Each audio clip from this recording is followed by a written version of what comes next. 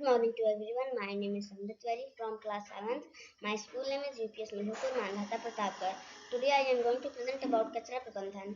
आइए आज हम आपको कचरा प्रबंधन में अपशिष्ट पदार्थ एवं उसके निस्तारण के बारे में समझाते हैं. कचरा यानी कि अपशिष्ट. अपशिष्ट यानी वो पदार्थ जो हमारे लिए अनयूजेबल यानी कि अनुपयोगी या व्यर्थ हो, उसे अपशिष्ट कहते हैं. इसे बोलचाल की भाषा में कचरा कहते हैं. कचरा यानी अपशिष्ट तीन प्रकार के होते हैं: ठोस, द्रव और गैसीय अपशिष्ट. ठोस अपशिष्ट जैसे सब्जी एवं फलों के छिलके, कागज, प्लास्टिक, कपड़ा, चमड़ा, लकड़ी, कांच आदि के अनुपयोगी सामान. द्रव अपशिष्ट नालियों और सीवरों का गंदा पानी और उर्वरक, चमड़ा, शोधन, विद्युत उत्पादन केंद्रों तथा उद्योगों से निकलने वाला गंदा और विषैला जल द्रव अपशिष्ट है. गैसीय अपशिष्ट लकड़ी, कोयले, कारखानों की चिमनियों, परिवहन के साधनों से निकलने वाला धुआं, कूड़ा करकट एवं मरे हुए जीवों के सड़ने से निकली गैसों की दुर्गंध आदि गैसीय अपशिष्ट है. अब ठोस अपशिष्ट के भी दो प्रकार होते हैं: जैविक कचरा यानी गीला कचरा, अजैविक कचरा यानी सूखा कचरा.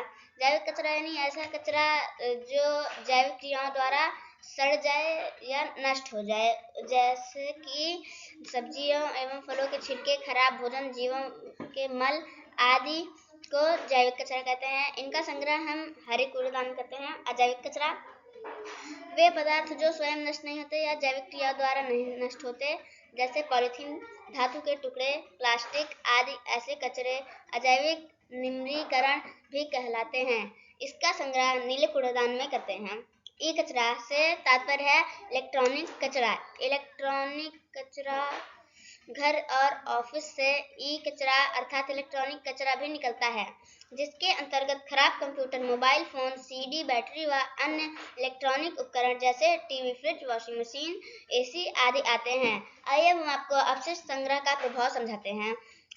जैसे कि आपको पता होगा, भोपाल गैस त्रासदी. दिसंबर 1984 में भोपाल की यूनियन कार्बाइड पेस्टिसाइड फैक्ट्री से मीथेन आइसोसाइनाइड गैस के रिसाव से लाखों लोग मर गए थे. दूसरा, मिनामाता रोग. मिनामाता रोग सन 1950 में जापान की रासायनिक फैक्ट्री सिस्को से मिनामाता खाड़ी के में मरकरी को अपशिष्ट के रूप में फेंक दिया गया था, जिससे वहां की मछलियां खाकर लोग तंत्रिया रोग से ग्रसित हो गई, जिसे मिनामाता रोग कहा जाता है. जैसा कि आप सभी को पता होगा, जैसे कोई चीज अगर मूल्यवान हो जाए तो फिर उसे कोई भी व्यक्ति फेंकना पसंद नहीं करेगा. तो फिर उसी को ध्यान में रखते हुए, समाज की इसी मानसिकता को ध्यान में रखते हुए कचरे के उचित निस्तारण के लिए बाजारों में कचरा क्रय केंद्र की स्थापना करनी चाहिए. अब हम कचरा क्रय केंद्र पर चर्चा करेंगे. कचरा क्रय केंद्र पर विभिन्न प्रकार के कचरा को खरीदने के लिए अलग अलग काउंटर होते हैं. Counter number 1 wet waste, counter number 2 dry waste, counter number 3 mix waste, counter number 4 vegetable market waste.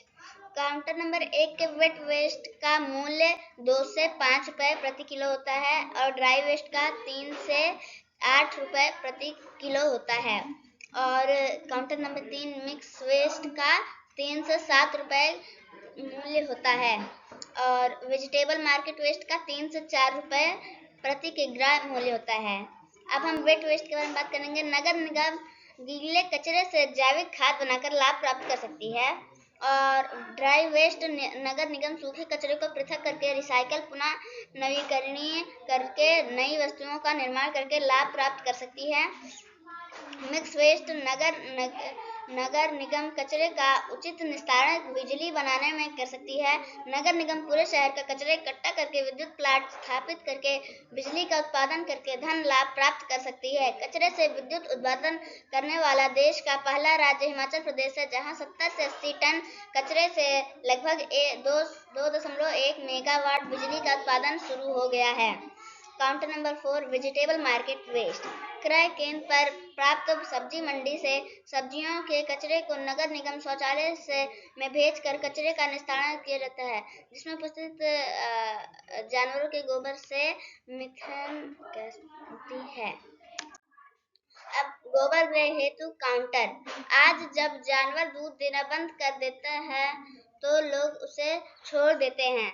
जो किसानों व सड़क पर चलने वालों के लिए समस्या का कारण बन गया है। ऐसे में अगर गोबर विक्रय होने लगे तो धन की प्राप्ति की लालच में कोई भी जानवर को बाहर नहीं छोड़ेगा। अगर नगर निगम गौशाला व क्रय केंद्र से एकत्र गोबर का प्रयोग गोबर गैस संयंत्र में करके मीथेन गैस प्राप्त कर सकता है, जिसका प्रयोग खाना बनाने तथा गैस से संचालित जनरेटर में कर विद्युत उत्पादन में कर सकता है और संयंत्र से प्राप्त अवशेष जैविक खाद बनाकर लाभ प्राप्त कर सकता है। Thank you. अगर आपको ये वीडियो अच्छी लगी है तो फिर चैनल को लाइक सब्सक्राइब जरूर करें और अपने अन्य फ्रेंड्स को भी शेयर करें। Thank you.